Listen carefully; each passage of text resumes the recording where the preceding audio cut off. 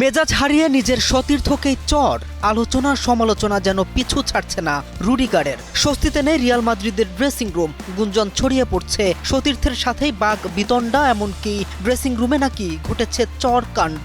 পরে যদিও ক্ষমা চেয়েছে রুডিগার, তবুও সমালোচকদের তো আর দমিয়ে রাখা যায় না। ড্রেসিং রুমে কত কিছুই তো ঘটে। এক সতীর্থ অন্যের সঙ্গে হাসি ঠাট্টায় মেতে থাকেন, কখনো কখনো দেখা মেলে বহু রকম খুনসুটির, আবার মাঝে মাঝে একে অন্যের সাথে মনোমালিন্য হতে দেখা যায়। তারই এক উদাহরণ রিয়াল মাদ্রিদ তারকা রুডিগার ও সতীর্থ আলভারো কারেরাসের মধ্যে। যদিও রুডিগারের ঘনিষ্ঠ এক সূত্রের দাবি, ঘটনাটি বাঘ বিতণ্ডার মধ্যে সীমাবদ্ধ ছিল।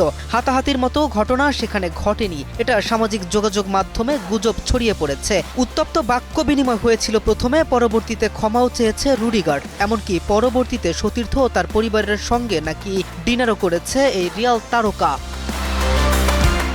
কোনটা সত্যি কোনটা মিথ্যে তা নিয়ে রয়েছে বহু জল ঘোলা করার মতো তথ্য। কারোর মতে ঘটনাটি হাতাহাতি, আবার কারোর মতে এটি এতদূর পর্যন্ত গড়ায়নি। তবে সে যাই হোক, রুডিগারের আচরণ নিয়ে উদ্বিগ্ন স্বয়ং জার্মান ফুটবল কর্তৃপক্ষ। চলতি বছরে বায়ার্ন মিউনিখের বিপক্ষে ম্যাচে তো আছেই, আরও একাধিকবার মেজাজ হারিয়েছে এই বদ মেজাজি ফুটবলার। পক্ষান্তরে আচরণের জন্য জুটেছে সমালোচনাও। এমন আচরণের জন্য তাকে বারুদের স্তূপ বলেও আখ্যা দিচ্ছে স্প্যানিশ গণমাধ্যম।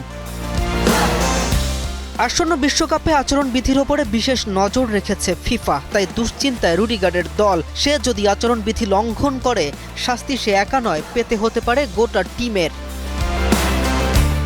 কেম রাফিন, নিউজ 24।